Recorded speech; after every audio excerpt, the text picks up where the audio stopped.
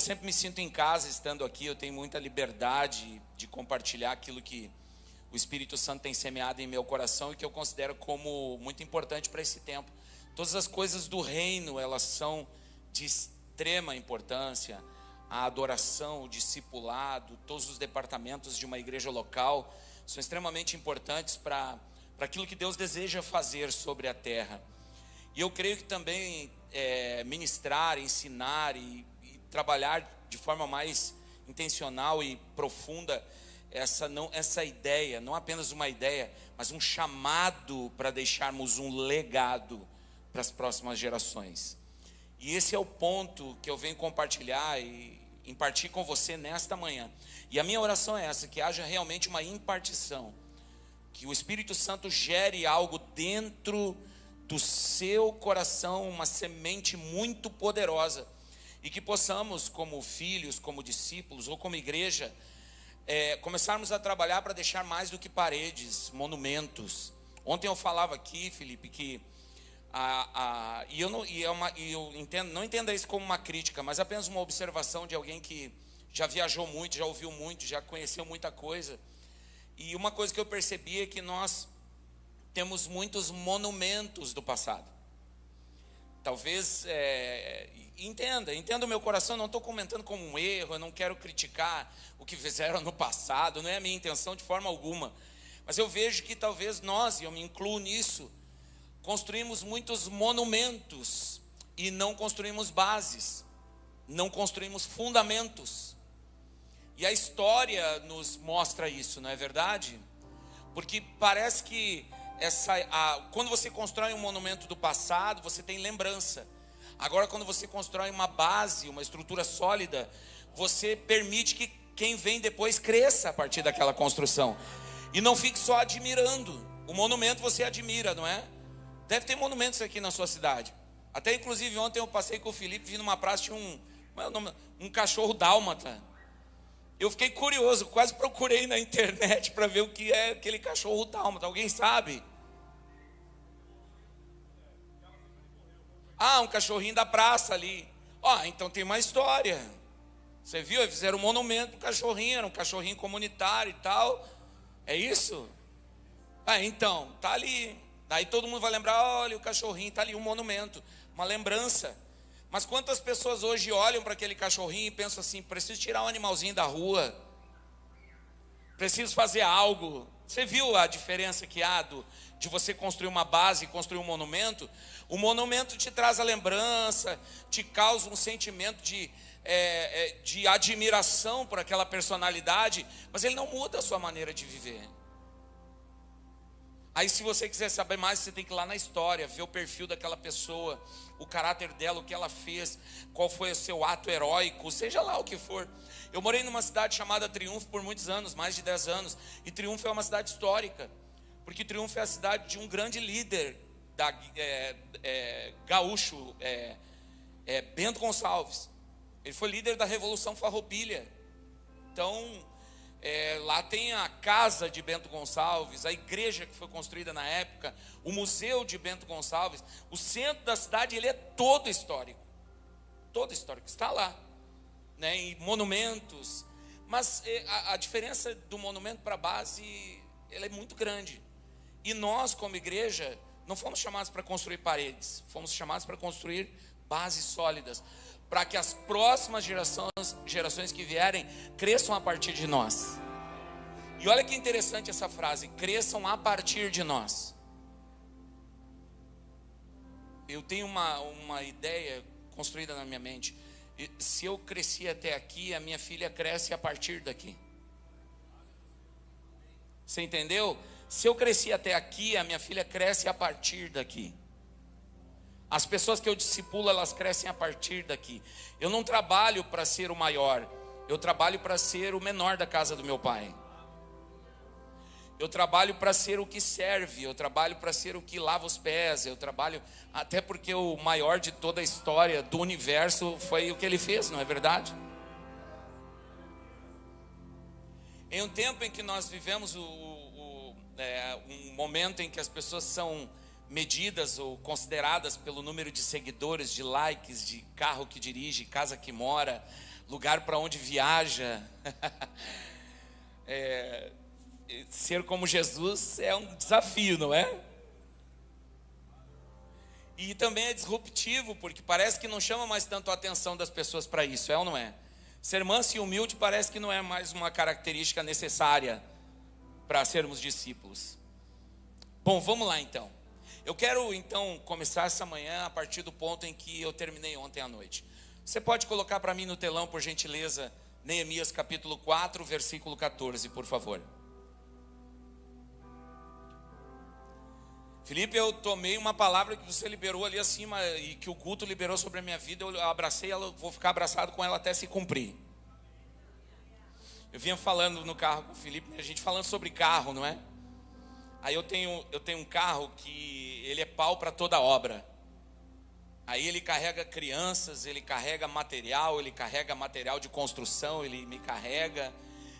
De tempo em tempo ele me deixa na mão, né? Carrinho velho lá.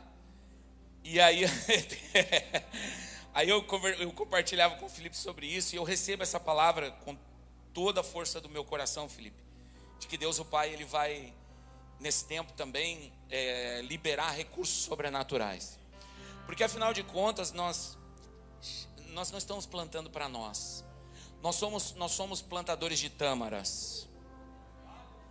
Quem planta tâmara não come tâmara.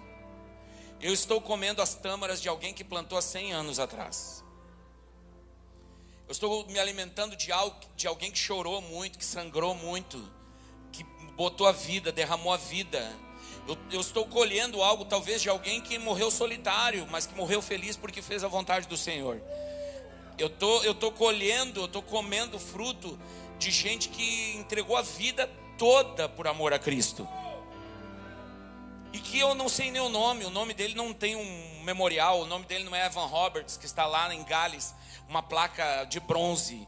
O nome dele não é Billy Graham, o nome dele não é T.L. Osborne, o nome dele não é Ben Hinn, o nome dele talvez seja o missionário José.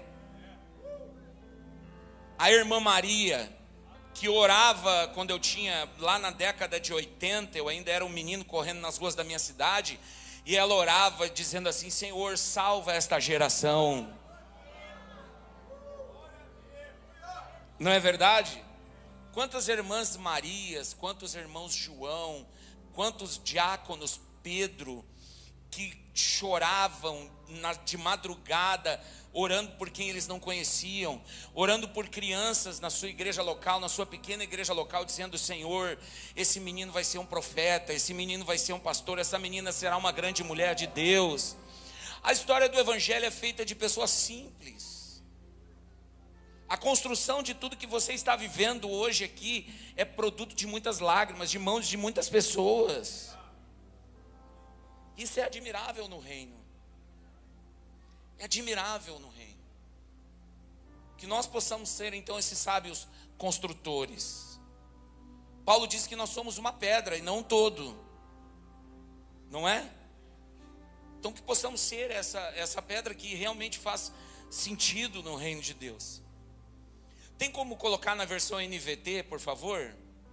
Se possível. Neemias, isso. Olha que palavra extraordinária. Quando me deparo com isso, eu fico impressionado como isso fala conosco hoje. Examinei a situação, reuni os nobres, os oficiais e o restante do povo, e lhes disse: não tenham medo do inimigo. Então Neemias reuniu os líderes, reuniu os oficiais, os magistrados, os que governam, os que ditam as regras, as leis. Reuniu todos os segmentos da sociedade judaica da época que estavam em Jerusalém ainda, depois de serem libertos do cativeiro da Babilônia. Aí então ele os reúne e fala assim, e o povo diz: não tenham medo do inimigo. Próximo versículo. E lembrem-se do Senhor, que é grande e temível, e lutem. E façam o quê? Lutarmos pelo quê? O que está escrito lá?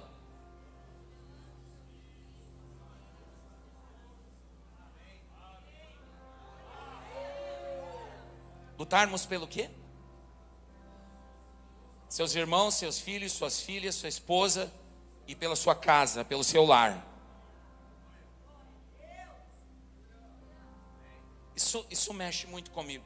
Neemias estava em um momento de reconstrução, de muros e de portas, tapando as fendas, as brechas no muro de Jerusalém. Recebeu o recurso de um rei e dos povos que habitavam próximos à região de Israel e Jerusalém. E com um grupo de pessoas não habilitadas para isso, reuniu famílias, dentre elas homens, mulheres, idosos, crianças, para um trabalho árduo que tinha inimigos que eram opositores à reconstrução do muro e que inclusive falaram coisas a respeito dele para o rei, dizendo: olha, ele está querendo fechar os muros para se auto-intitular rei. Mas uma frase de Neemias chama muito a atenção, porque quando chegou isso aos ouvidos dele, a pressão para ele voltar para a Babilônia para dar relatório para o rei, ele fala uma coisa, ele fala da sua prioridade. E aí a primeira pergunta que eu quero fazer para vocês aqui, pais, mães, líderes, jovens, adolescentes, enfim, famílias que estão aqui: qual é a sua prioridade? Você tem uma prioridade definida? Qual é a coisa mais importante para você? Neemias, ele fala qual era a sua prioridade, porque a resposta dele foi: eu não posso parar o que eu estou fazendo, porque eu estou fazendo uma grande obra. Você acha que a obra de Neemias era muro? Era muito mais do que isso. Ele não pensava em si, ele pensava na cidade, ele pensava no seu povo, ele pensava nos seus irmãos. Ele não estava trabalhando para si mesmo, tentando buscar autoproteção. Quando ele recebe a notícia de como estava Jerusalém, que os viajantes chegaram na Babilônia, ele perguntou como está a cidade do grande rei. Ele falou: está destruída. Os muros estão fendidos, as portas estão queimadas, o templo está destruído, só há escombros, e os irmãos que permaneceram lá estão em miséria e fome. A Bíblia diz que Neemias ouve tudo isso e ele chora, joga cinza na cabeça e começa a jejuar. Olhe para mim, nós que estamos hoje aqui nesta manhã profética, poderosa, quando a gente olha para tudo ao nosso redor, qual é a nossa reação? Sabe, estamos tão anestesiados, tão apáticos, tão indiferentes, que tudo ao nosso redor, nada mais nos afeta. Eu ouvindo a oração do pastor Felipe, e eu creio nisso, o inimigo não vai bater na sua porta, mas e na porta do seu vizinho? Que o filho dele está nas drogas, que o casamento dele está à beira do abismo. Nós olhamos para tudo isso e levantamos as mãos para os céus e falamos: graças a Deus que não é comigo.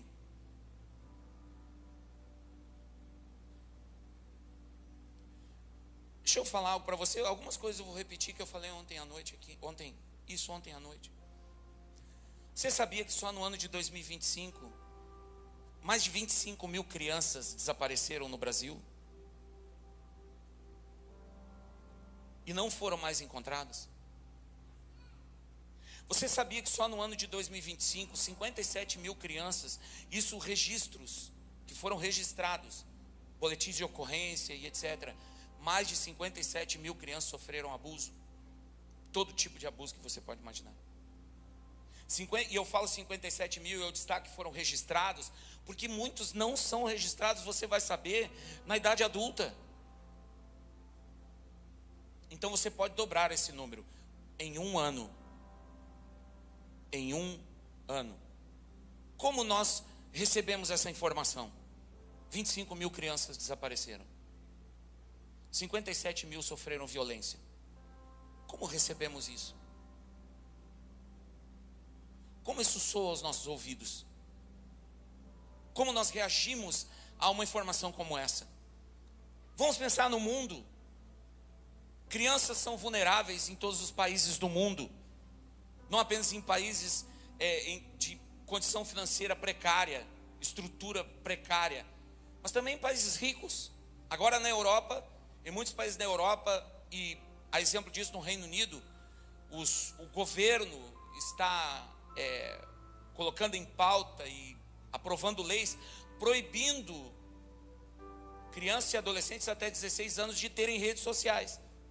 Eles chegaram à conclusão, depois de muito tempo, de que tem sido nocivo, extremamente nocivo, que tem prejudicado muito crianças e adolescentes no seu desenvolvimento, e estão proibindo.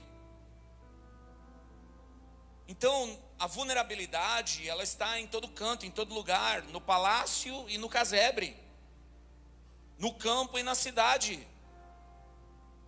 As crianças estão vulneráveis, e elas estão vulneráveis muitas vezes pela nossa indiferença e a indiferença de muitos pais. Criança não se cria sozinha. Ontem eu falava aqui sobre vulnerabilidade, não sei qual foi a palavra que eu usei, vulnerabilidade saudável, eu fiz entre aspas, não é? Que quem cresceu na década de 60, 70, 80, eu joguei um pouquinho mais para frente, 90 ainda, antes do advento da internet, que começou no final dos anos 90 e início dos anos 2000, crianças viviam livres. E elas já aprendiam a gerir, fazer microgerenciamento de algumas coisas na sua vida, é ou não é? Arrumar o guarda-roupa, fazer o seu sanduíche, arrumar o material da escola, né? Pequenas tarefas na casa também. A criança, ela tinha essa autonomia em muitas coisas. O pai não precisava se preocupar com tanta coisa naquele tempo, não é? E eu lembro que eu falei ontem à noite, que eu falei que a frase que eu mais ouvi dos meus pais foi: te vira, dá um jeito. Isso, de certo modo, para mim foi bom, porque eu comecei a aprender a resolver problemas.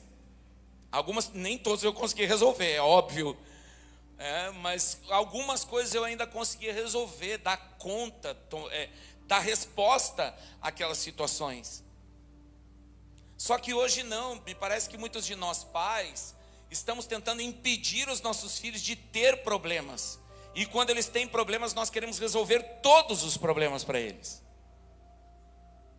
Deixa que o pai resolve, deixa que a mãe resolve. Deixa que a mãe arruma. Deixa que o pai dá um jeito. Então, aquela ideia de compensação. Eu não quero que o meu filho sofra como eu sofri. Eu não quero que o meu filho passe por aquilo que eu passei. O seu filho não vai passar pelo que você passou. A sua geração é diferente da dele. Eu lembro que quando criança eu era privado de muitas coisas.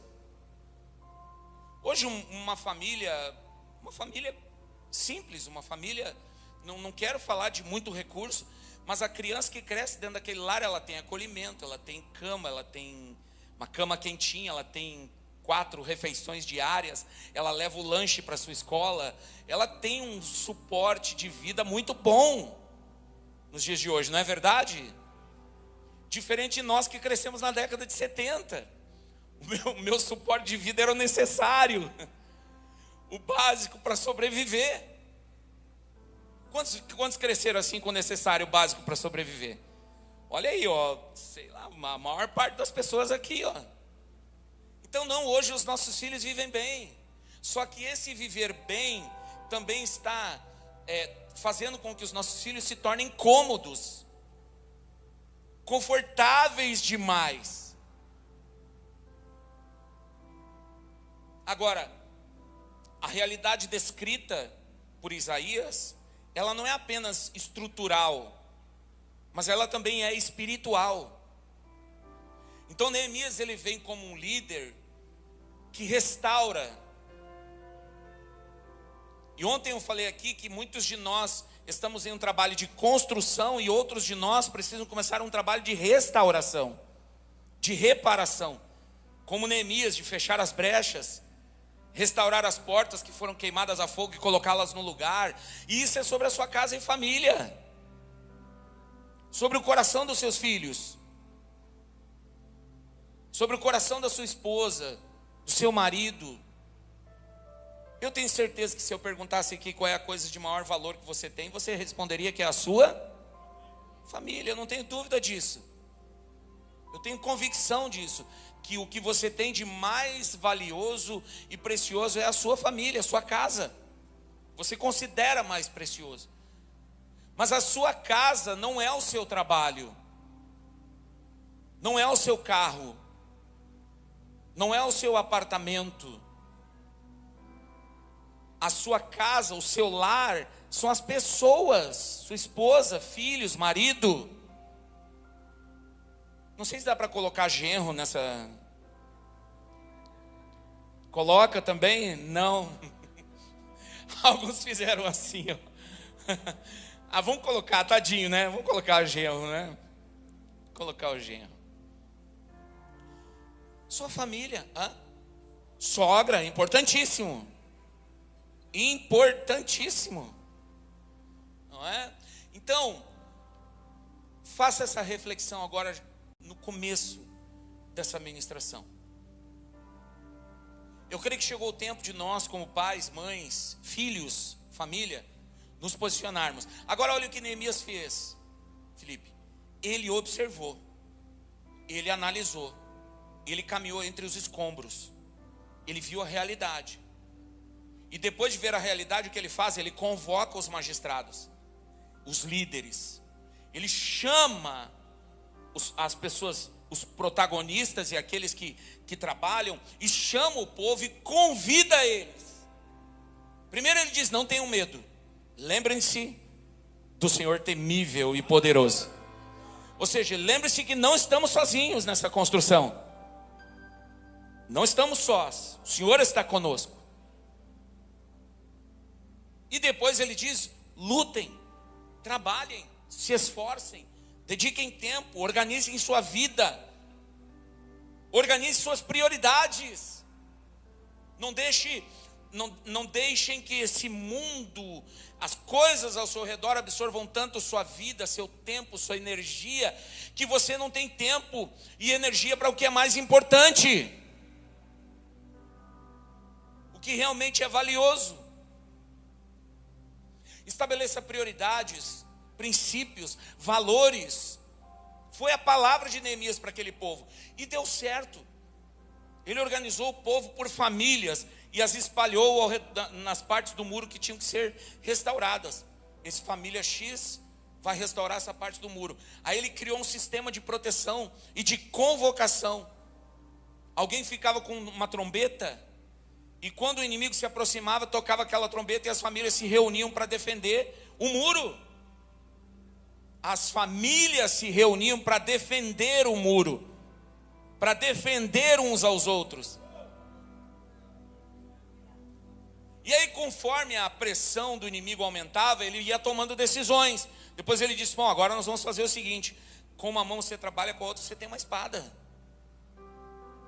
Com essa mão você está trabalhando, e eu sei que você precisa pagar contas, você tem responsabilidades, mas com esta mão você tem a palavra de Deus. Não adianta você ficar aqui trabalhando, se desgastando, se consumindo. É só fadiga, como diz a Bíblia.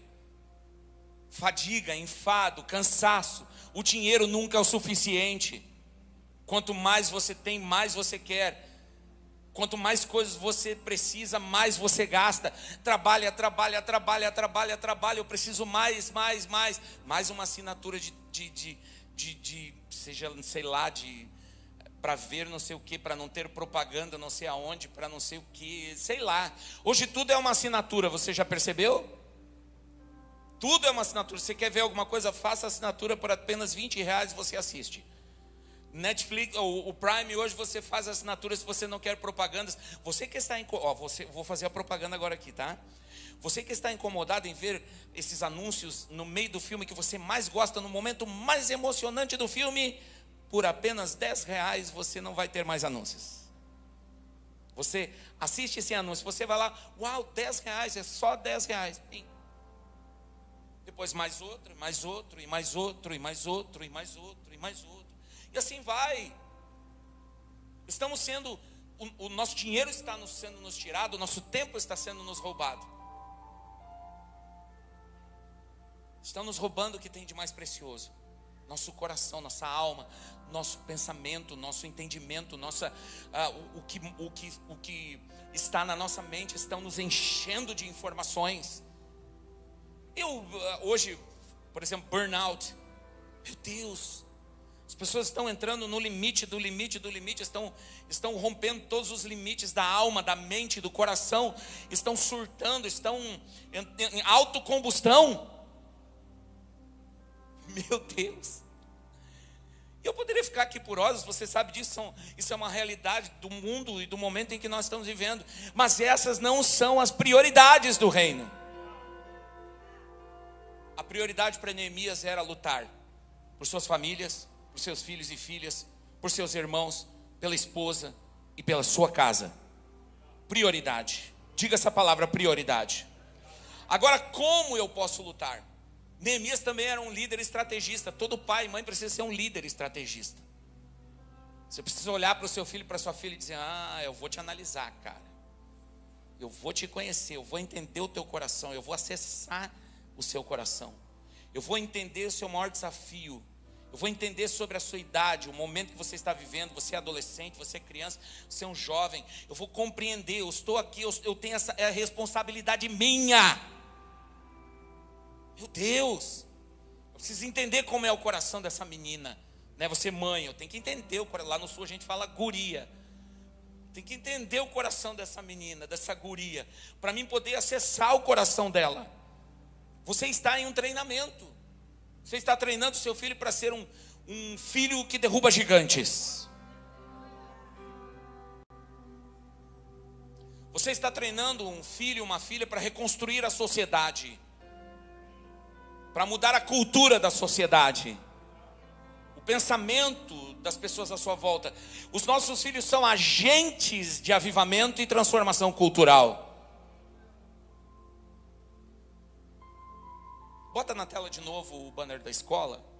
Nossos filhos estão sendo treinados, nós somos treinadores. Quantos já viram aquele filme do Coach Carter, treinador Carter?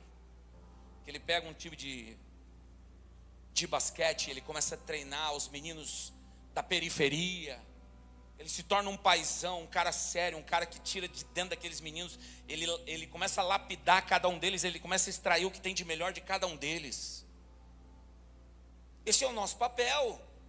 Esse é o seu. Você lidera crianças e adolescentes. Você lidera a sua família, você é líder na sua família. Entenda a palavra líder, eu não estou querendo dizer aqui que você é um general dentro da sua casa. Quando você aparece na cozinha da sua sala, todo mundo tem que levantar e fazer continência. Não é isso. Você está me entendendo, sim ou não? Não é isso. Você está em uma missão de liderar, conduzir a sua família, e de capacitar os seus filhos para quando ele colocar o pezinho dele na rua assim, ele saber tomar decisões sábias. Quando ele chegar na escola e enfrentar toda aquela pressão ao seu redor, pressão emocional e espiritual, pressão dos amigos, pressão das redes sociais, pressão do que deve vestir, com quem deve andar, o que deve aceitar, o que deve concordar. Quantos vocês estão me entendendo? Aí o seu filho vai saber fazer escolhas, tomar decisões, se posicionar. E esse é um trabalho seu. Responsabilidade sua. E eu aponto ainda, responsabilidade sua. Verdade seja dita. Eu sou um arauto da verdade. Deus me chamou para isso. Eu sei que a verdade ela vai entrar mais profundamente no seu coração e vai fazer você ter um tempo de reflexão, porque o que está em jogo é valioso demais. Sabe quando tem algo em jogo que é muito valioso? Como você trata isso? De forma séria, responsável. Eu estou falando da próxima geração. Estamos então treinando os nossos filhos para serem vencedores espirituais,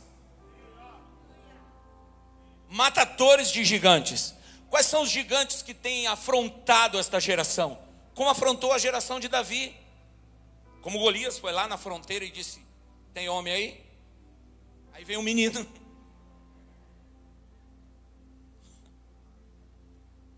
Enquanto todos estavam na trincheira, inclusive Saul com medo.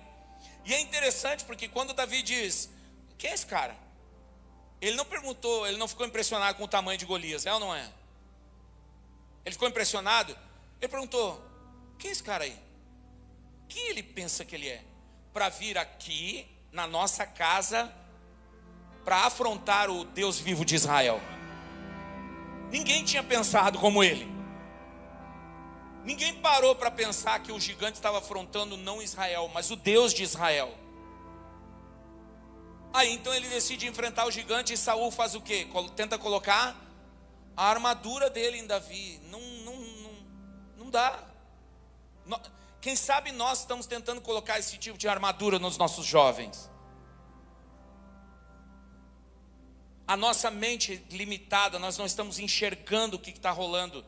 A gente não está entendendo o ambiente, o tempo, a estação, como as coisas funcionam no coração dos nossos filhos. E aí a gente vem dizer assim: você tem que orar. Você tem que ler a sua Bíblia, senão você vai para o inferno. Que música é essa? Que camiseta de caveira é essa?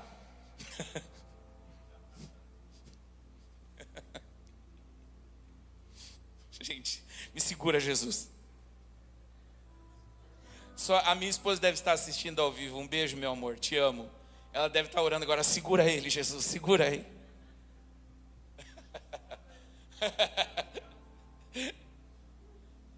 O que é isso? Olha, Satanás é o pai da mentira. Ameaças. E ainda pega a Bíblia. Eu vou falar para você, filho, o que a Bíblia diz. Aí o filho fica pensando: mas a Bíblia, essa mesma Bíblia que fala comigo, fala contigo, papai.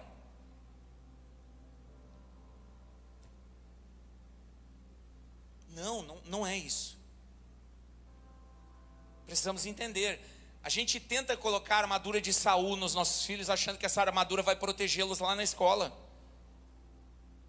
Aí o nosso filho chega com a armadura de Saul, a espada arrastando no chão assim, ó, pesado, cansado, se sentindo pequeno, incapaz. Entra na escola e no primeiro desafio a armadura se desmonta todinha assim, cai no chão.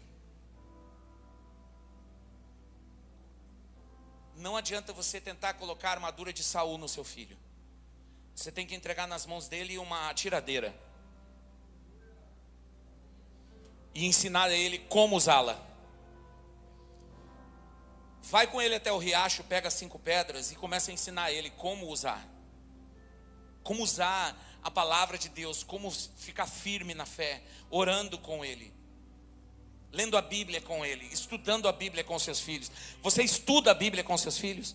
Seja qual for a idade deles. Se seu filho é pequeno, compre uma Bíblia com ilustração e senta com ele e lê, ensina, ministra o coração dos seus filhos. Sabe que eu falo, eu olho para vocês e parece que é muito óbvio para vocês, não é?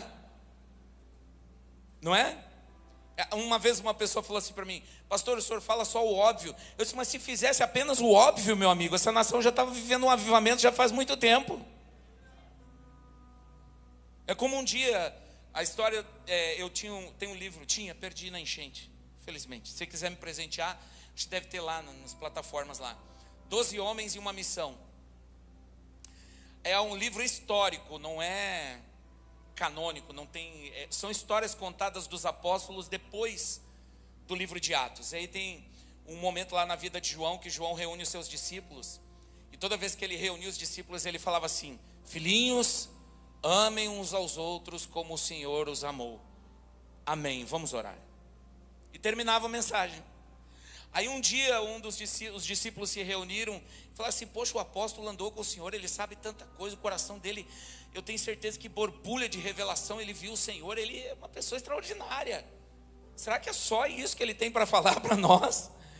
Aí o líder do grupo foi lá e falou assim: apóstolo, posso trocar uma ideia com você rapidinho aqui? Claro, filho, pode falar. Então, eu estava conversando com a galera ali, assim, o senhor prega sempre a mesma coisa, né? A gente já entendeu. Só que o senhor não tem uma revelação nova? Ele disse: não, só depois que vocês começarem a praticar. Aí quando vocês começarem a amar uns aos outros como o Senhor nos amou, aí eu passo para a lição 2. Você está na lição 1 ainda? O óbvio, quando nós fazemos o óbvio se torna poderoso.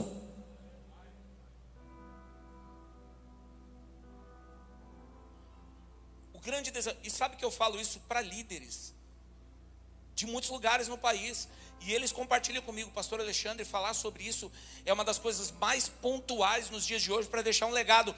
Os pais estudarem a Bíblia com seus filhos, ensinarem a palavra de Deus para os seus filhos. Mas aí nós entramos num grande problema, mais um problema agora, que precisa ser resolvido. Os pais não conhecem a Bíblia. A Bíblia é instrumento de trabalho de domingo. Ela passa a semana inteira num canto. No domingo, que horas são? Acho que falta 5 minutos para o culto. Amor, onde é que está a minha Bíblia? Acho que está na sala. Se você achar a minha, também pega. Ah, está aqui. Ah, está aqui. Tudo bem? Vamos lá então. Aí o pastor, abra a sua Bíblia no livro. Aí a pessoa, glória. Eu tenho meu objeto ungido. Sai até fogo dela, tá vendo? A palavra de Deus é poderosa. Estude a Bíblia com seus filhos, com sua família, toda semana.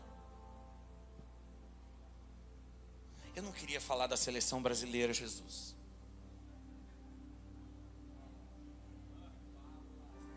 A gente tem um ranço. É que eu vi o Ronaldinho jogando, né, gente? Eu vi Romário e Bebeto, né? Aí dá uma coisa assim na gente, não sei, perdoe essa geração de hoje. Eu sei que você gosta do Vini Júnior, sei que você gosta do Rafinha, são grandes jogadores. Mas, gente, eu vi o Ronaldinho Gaúcho jogando, gente. Eu vi o Lúcio jogando na zaga, pegando a bola na zaga e vindo até intermediário e passando a bola para o atacante. Gente, aí, então, eu não queria. Mas imagine comigo, pais se organizando para ler e estudar a Bíblia da mesma forma que se organizam para ver o jogo da seleção. Com toda aquela motivação, com todo aquele empenho, com pipoca, chapeuzinho, bandeirinha. Para que tudo isso, pai? Hoje vamos estudar a Bíblia, filho. Vamos lá. Posso continuar? Então, você precisa conhecê-los. Você conhece seu filho? Não responda tão rápido. Vamos entender um pouco melhor esta geração. Geração Z e geração Alfa. Você poderia me citar 3 características ou 3 pontos negativos que você encontra nessa geração? Cuidado com o que você vai falar. Algumas coisas são óbvias. Uma delas é imediatismo e impaciência. Porque essa geração é acostumada a ter toda a informação e tudo que precisa em um clique. Eu quero comida. Eu quero uma informação. Eu quero saber o que está acontecendo em um clique. Eu quero falar com alguém. Então, uma das características, e inclusive eu falei negativas, mas entenda, é para nós fazermos uma reflexão. Imediatista e impaciente. Segunda, essa geração ela é muito vulnerável emocionalmente. emocionalmente vulnerável e ansiosa. Mas a ansiedade, eu acho que, deixa eu ver aqui, acho que 90% das pessoas aqui nesse lugar hoje são ansiosas. Mas é uma geração vulnerável emocionalmente e ansiosa. Eu quero abrir um parêntese aqui. Quando nós falamos de pais que treinam seus filhos, uma das nossas responsabilidades é ensinarmos os nossos filhos a serem fortes emocionalmente.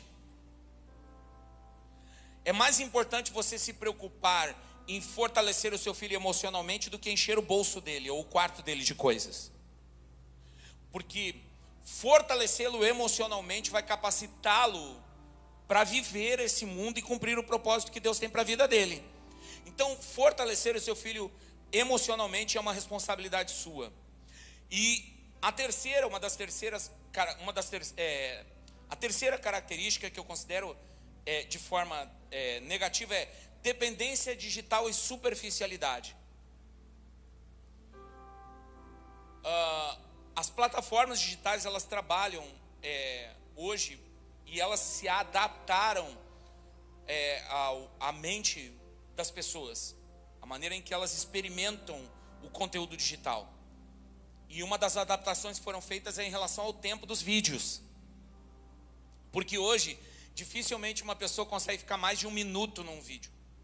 Então, quem produz conteúdo digital, a mente daquela pessoa não está trabalhando para compartilhar com você um conteúdo saudável. Ela quer prender você no vídeo. A ideia é prender você no vídeo, então tem mecanismos que aquela pessoa usa, formas que aquela pessoa usa para prender, gatilhos que ela usa simplesmente para prender você no vídeo por mais tempo.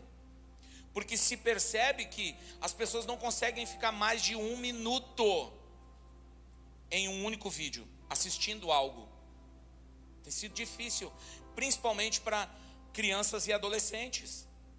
Então, essas são algumas das características dessa geração Z e Alpha. Agora, a pergunta que eu quero fazer para você é: eu gostaria que você pensasse ou colocasse aí no seu caderno de anotações 3 características do caráter de Deus que você gostaria de ver nas próximas gerações. O que você gostaria de começar a enxergar nas próximas gerações? Algumas características do caráter de Deus. Deus é santo. Deus é fiel. Então, essas características do caráter de Deus, ou as características que você gostaria de enxergar nos seus filhos e na próxima geração, e como eu trabalho para que isso aconteça. O que eu posso fazer para que isso aconteça? Agora preste atenção. É interessante isso, porque quando nós falamos sobre discipular crianças, capacitar crianças, desenvolver caráter, personalidade de uma criança, a criança ela aprende com o que vê. Crianças são visuais.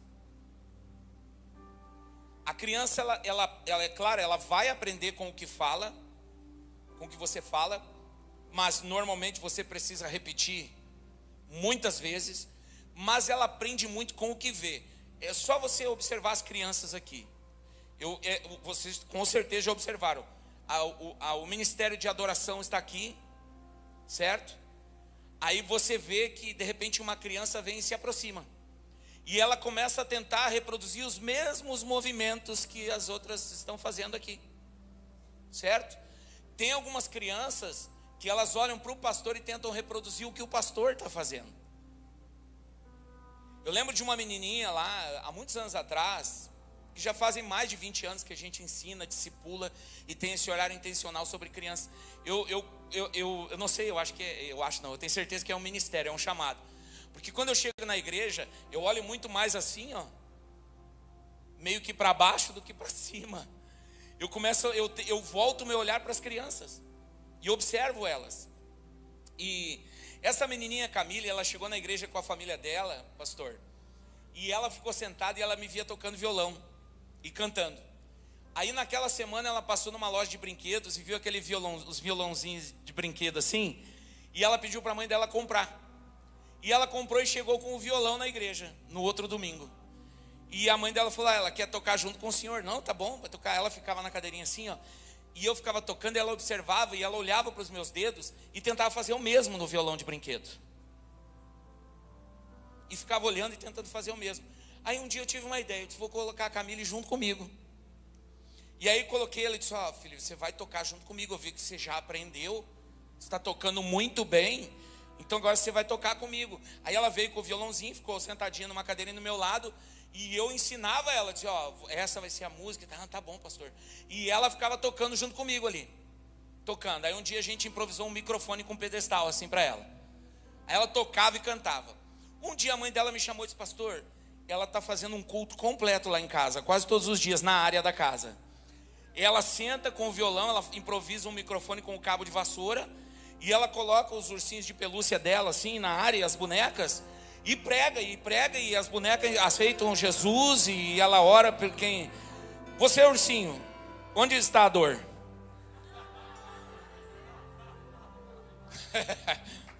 Aí, pode aplaudir a Jesus. Aí um dia, a mãe dela me chamou e falou assim, pastor, eu tenho uma história para lhe contar, que o senhor não vai acreditar. Aqui tem esse, a gente fala assim, você não vai acreditar. Faz assim também. Não, pode me contar. Então, como o senhor sabe, a minha filha faz culto a semana toda lá. Na área da frente, sabe aquelas casas de madeira que tem aquela pequena área na frente, assim, na porta? E a cerca era baixinha.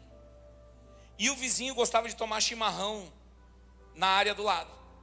Diz que naquela semana o vizinho bateu na porta dela lá, chorando. E ela disse, o que aconteceu? O senhor precisa de ajuda? Aconteceu alguma coisa? O que aconteceu? Não. Hoje, entreguei minha vida para Jesus. Aí ela ficou assim, como? Foi eu, a Peppa Pig, a boneca Barbie, e eu queria ir na sua igreja lá, como é que eu faço? Ele assistiu o culto da menina todo dia sentado lá na área. E o Espírito Santo foi lá e tocou ele. Então, a criança, ela não produz, ela reproduz o que ela vê. Por isso você não pode deixar que o seu filho, com o smartphone nas mãos, mergulhe nesse submundo de joguinhos. A mente dele fica aprisionada 24 horas aquilo, ali, sem ação, sem reação, sem experimentar a vida, sem ver o mundo ao redor dele, porque as crianças aprendem vendo o mundo ao seu redor, inclusive o que é certo e o que é errado. Ele está lá no parquinho brincando com as outras crianças, ele vê que empurrar a outra criança é errado, machuca. Agora, se ele viver a vida inteira dele imerso naquele mundo, horas por dia, a mente do seu filho está sendo destruída. Estou falando sério. Estou falando sério. Não precisa nem dizer que crianças são viciadas em telas. Tire a tela da criança e você vai ver o que eu estou falando. Muitas reagem, inclusive, de forma violenta. Isso é uma verdade que nós não podemos ignorar nos dias de hoje. Eu e você não podemos ignorar, mas me parece que nós, é como eu costumo dizer, nós somos a sociedade do cansaço, a sociedade anestesiada. Estamos diariamente recebendo pequenas doses de dopamina e achando que o mundo é incrível, mas não é. Esse não é o mundo real. Então, sabendo de todas essas coisas, que é uma geração imediatista, impaciente, vulnerável emocionalmente, ansiosa, dependente digital, e superficial, esse choque de realidade precisa nos levar a uma reação diante de tudo isso. Não podemos ficar indiferentes. Então, a respeito da geração alfa, a geração alfa não está vindo para a igreja, eles estão nascendo em um mundo onde a autoridade da Bíblia compete com a autoridade de um algoritmo do TikTok. Um algoritmo de 15 segundos está formando o pensamento de crianças no mundo inteiro. Então a autoridade da Bíblia, pastor, ela compete com o que as crianças estão se alimentando diariamente, todos os dias, por horas.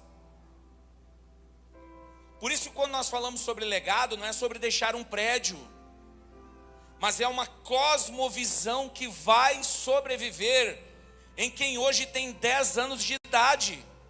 Se nós não formos intencionais com a geração alfa, nós seremos criadores de museu. Museu de uma fé que morreu conosco. Nós vamos ter monumentos. E não vamos estar construindo uma cosmovisão nesta geração. E essa geração alfa, eles são os nativos. Eles já nasceram na era digital, da inteligência artificial. Eles não conhecem um mundo sem telas. Para eles o digital é o real. Você sabia disso? Para eles o digital é o que é realmente real. Agora o desafio aqui dessa geração é a solidão, acompanhada da destruição da identidade deles. Antigamente, lá vou eu voltar no passado, minha mãe tinha que sair no portão de casa e dizer: Alexandre, entra para dentro. Agora as mães estão na porta do quarto dizendo: meu filho, sai para fora.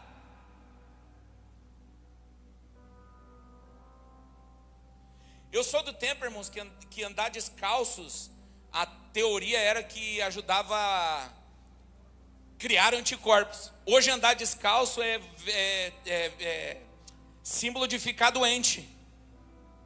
Eu não sei qual dos dois está certo, viu? Eu só estou falando.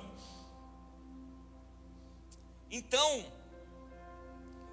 o desafio hoje dos pais é tirar o filho de dentro dos quartos. Mas posso falar algo sincero, papai e mamãe que estão aqui?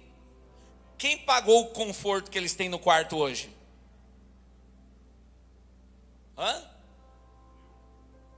Foi o filho que foi lá e comprou o computador de 10 mil reais? Com a tela para ele jogar videogame 24 horas por dia com os amigos? Não. O smartphone foi ele que pagou? Não foi, não é? Toda a estrutura construída para ele ficar lá o dia inteiro foi paga por quem? Ixi, mais uma vez eu entro num território perigoso, que ofende. É difícil, sabe qual é a coisa mais difícil para nós seres humanos? Assumir a culpa. É difícil, eu sei que é, eu sou um ser humano como você.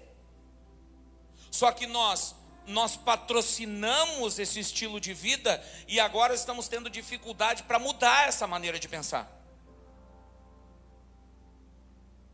Que, convenhamos, não é saudável.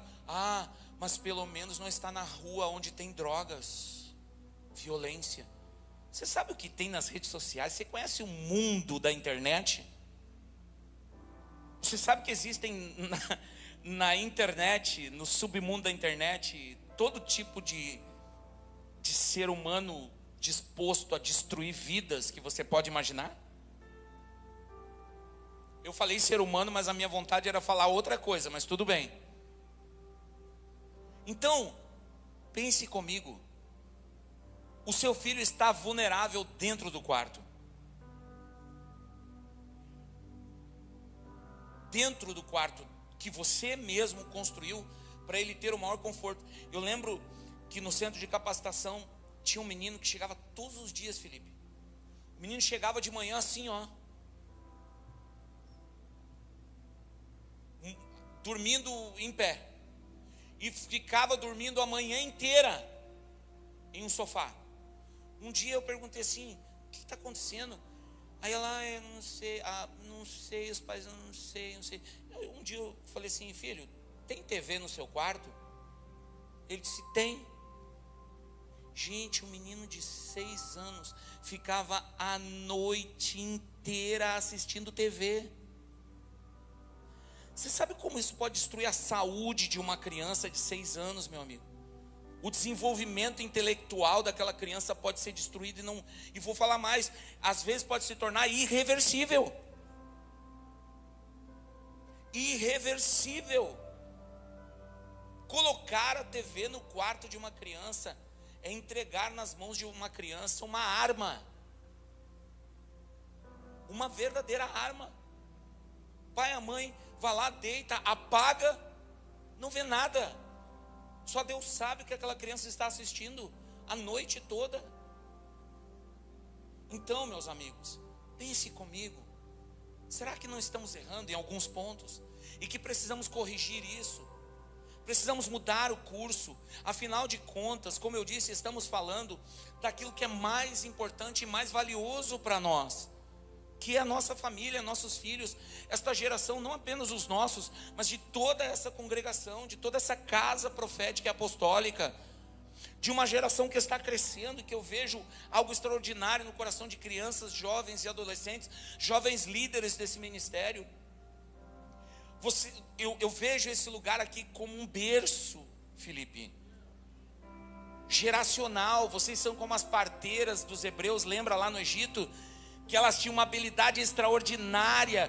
Enquanto o faraó ficava tentando matar a criança ou tentando impedir as crianças de nascer, as parteiras tinham uma visão profética e estavam lá ajudando a dar luz a Moisés.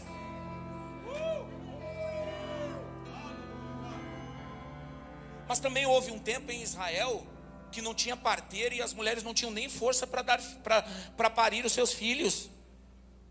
É o que tem acontecido em muitos lugares. Agora vocês não, meu amigo. Vocês são essas parteiras. O Moisés está ali, o faraó está metendo pressão. O faraó está dizendo, vou matar, vou matar, vou matar, vou matar. E vocês estão aqui, ó, vai nascer mais um aqui, ó.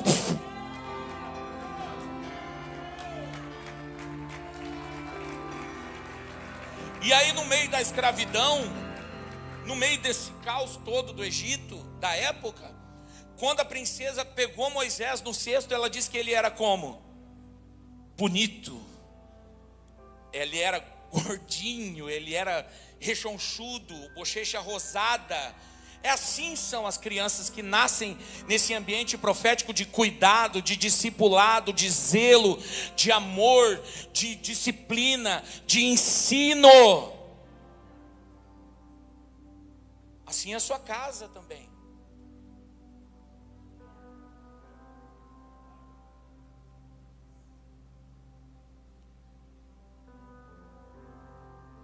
A geração Z são aqueles que buscam a verdade. Eles estão em busca da verdade. Eles querem vulnerabilidade. Se você prega a perfeição, você os perde. Se você prega arrependimento, a cruz, você os ganha. Acho que você não me ouviu. Eu estou falando de jovens hoje que nasceram a partir do ano de 98. Se você prega perfeição, você os perde. Se você prega cruz e arrependimento, você os ganha. Então, essas gerações que estão diante de nós, são uma responsabilidade nossa. Eu quero compartilhar com vocês aqui algumas chaves, para você ter um olhar mais intencional. Então a gente sai da oratória, do discurso, e entra para o discipulado. Diga essa palavra, discipulado. E o discipulado é sobre mesa, é sobre coração, sobre verdade, transparência, exemplo. Sai da conversa, entendeu? Da oratória, do discurso, e vai para a vida real, aonde você tem a responsabilidade de ser um modelo para as próximas gerações. O púlpito ele informa, mas a mesa transforma. A geração Z e a geração Alfa precisam de líderes, de pastores e de pais que saibam o nome deles.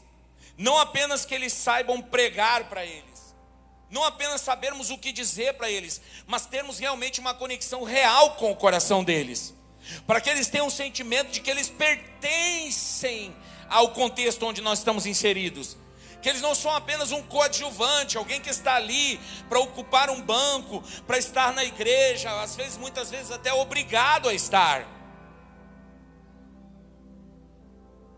Importante pensarmos também na linguagem, não na doutrina. Nos preocupamos às vezes com a doutrina e esquecemos da linguagem, de como nós comunicamos tudo isso.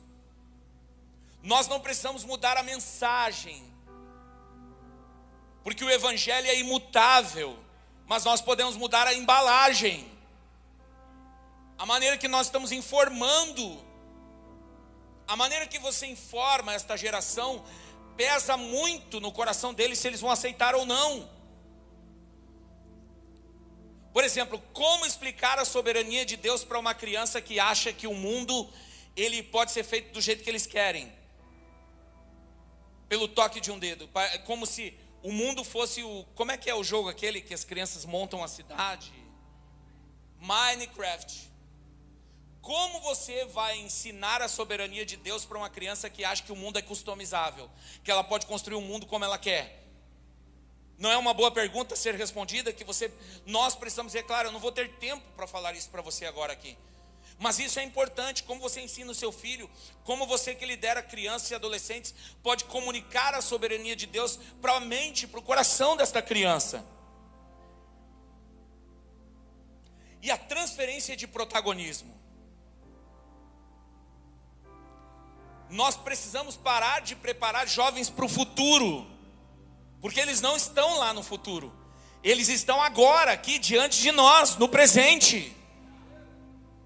Então nós precisamos parar de trabalhar, de tentar construir coisas para o futuro. Eles são o presente. Dê a eles responsabilidade real. Agora, se eles podem, aí é exemplo disso, eu vi que você tem uma equipe de mídia extraordinária, parabéns a vocês, que fazem um trabalho incrível nesse ministério. Se eles podem editar vídeos, gerenciar comunidades online, eles podem servir no reino com excelência. E agora, um desafio final, a pergunta de ouro. Quem de nós aqui tem um sucessor? Quem de nós está preparando sucessores?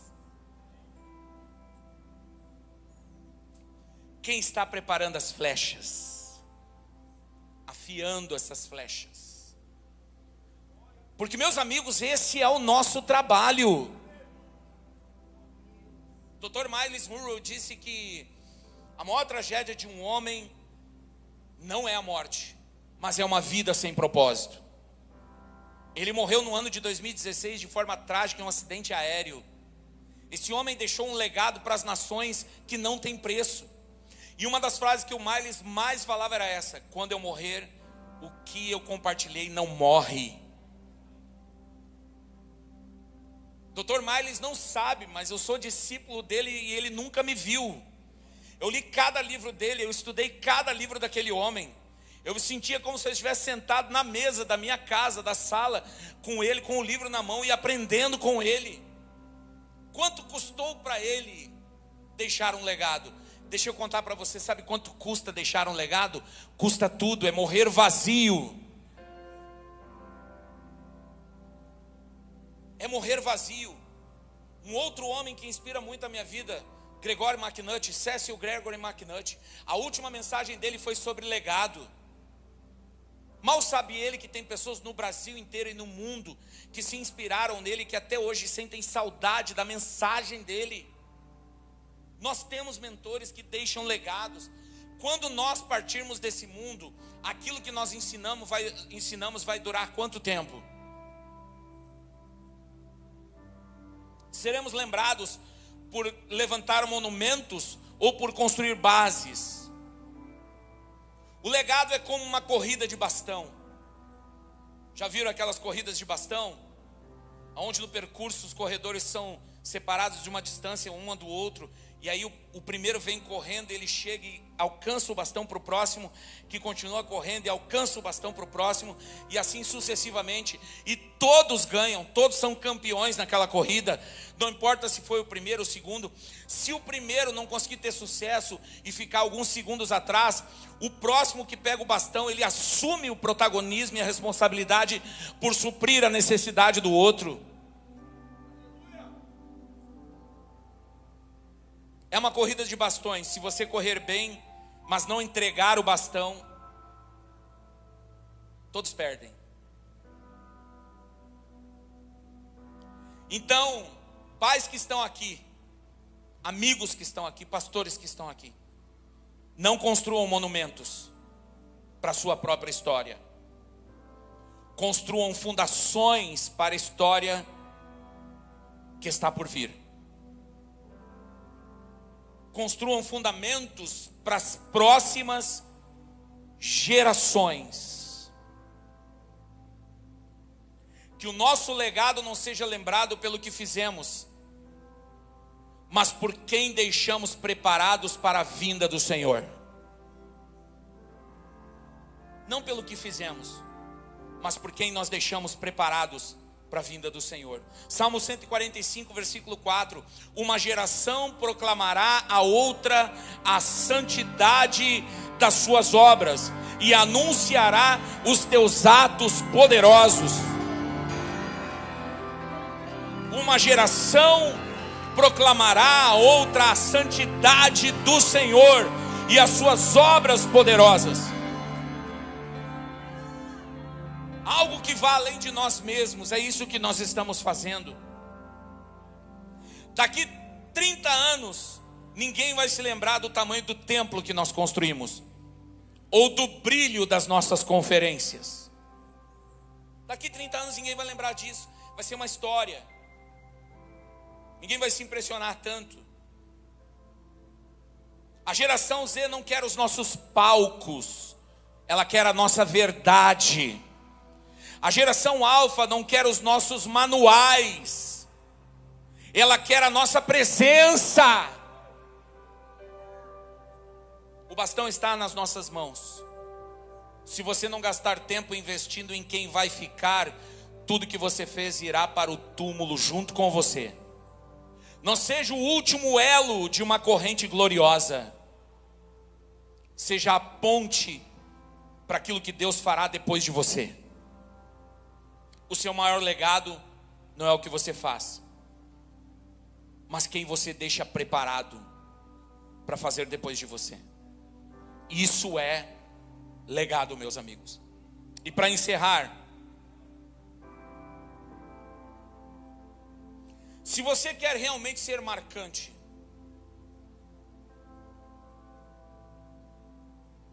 se você realmente quer impactar esta geração, comece a olhar, começando pela sua casa, o coração dos seus filhos e netos. Observe e dê mais atenção para os ministérios de crianças, jovens e adolescentes da sua igreja. Eles são extremamente importantes. O Felipe mostrava para mim antes ali a estrutura, as salas. Eu cheguei a me emocionar. Mas, cara, como vocês são preciosos, preocupados com isso. Mas esse é o papel que os seus pastores e líderes estão fazendo. Mas esse papel não é apenas deles. Ele também é seu. Ele também pertence a você. Isso aqui é um trabalho em conjunto. Não existe uma equipe em casa e uma equipe aqui. É uma única equipe trabalhando pelo bem comum, por um bem maior. E eu termino com o texto do Evangelho de Lucas, quando Jesus, rodeado de pessoas, e todos queriam tocá-lo, todos queriam falar com ele, todos queriam fazer perguntas para ele. As mães pegaram as crianças e trouxeram para que Jesus as abençoasse. Quem tentou impedir as crianças de se aproximar de Jesus? Foram os soldados romanos? Foram os fariseus? Então quem foi? Jesus olha para os seus discípulos e a Bíblia diz que Jesus fica indignado e os repreende e declara: deixe vir a mim os pequeninos, o reino de Deus pertence a eles. Depois ele pega uma criança no colo e fala assim: se vocês não se arrependerem e não se tornarem como uma criança, vocês não vão herdar o reino dos céus. Olha quão importante é a criança em todo o ministério de Jesus, meus amigos. Quando ele chama Pedro como apóstolo, depois da ressurreição, ele diz assim: Pedro, você me ama? Eu te amo, Senhor, então apacenta as minhas ovelhas. Pedro, você me ama? Sim, então apacenta os meus cordeirinhos. Gente, Jesus sempre foi intencional com as crianças sempre tiveram acesso a Jesus. Não somos eu e você que vamos impedir isso. Roubando as crianças de acessarem Jesus, por não estarmos posicionados em sermos guardiões do coração dos nossos filhos.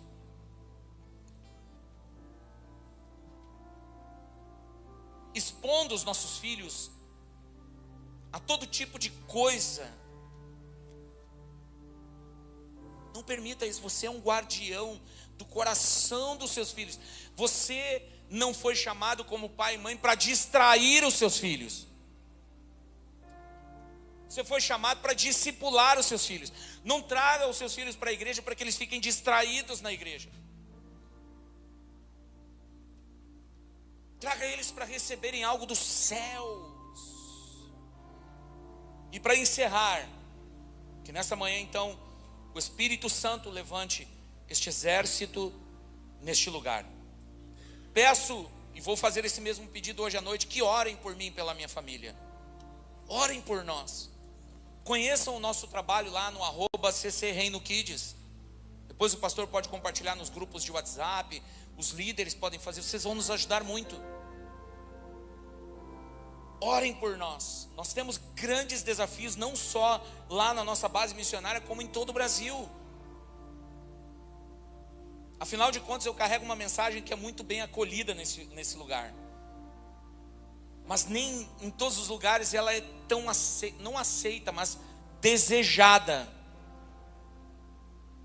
Parece que as pessoas elas amam apenas o momento e não querem construir algo que se sobressaia a elas, que vá além delas. Parece que nós vivemos na geração de tudo é meu, tudo que eu preciso, tudo que eu quero, tudo que eu anseio, tudo que eu mais quero. Estamos esquecendo de que a vida vai além de nós. A palavra de Deus diz: não esqueçam que vocês são apenas pó. E tudo que vamos fazer, meus amigos, você deve fazer até o seu último suspiro, porque depois acabou. E a única coisa que vai permanecer é o que você semeou no coração dos seus filhos e das pessoas à sua volta. O resto não importa. Ninguém vai lembrar da casa que você construiu, ou da igreja que nós construímos, Felipe. Ninguém vai lembrar disso. Eles vão lembrar do dia que tu sentou na mesa e derramou o seu coração e ouviu. Resgatou, não importa o tamanho do templo. Não importa. Como eu posso olhar para as crianças da minha comunidade, da sua comunidade, os seus sobrinhos, afilhados, seus netos, as crianças que estão à sua volta, os amigos do seu filho que vão lá na sua casa, lá para estar com ele, jogar videogame com ele. Como você vê essa galera? Como você os enxerga? Quando você olha para eles, o que você vê? Lembra quando o Senhor pergunta para Jeremias: Jeremias, o que você vê? E ele fala: eu vejo um galho de amendoeira. Aí o Senhor falou: você está enxergando, menino. Muito bom. É a pergunta que eu faço para vocês: o que vocês veem?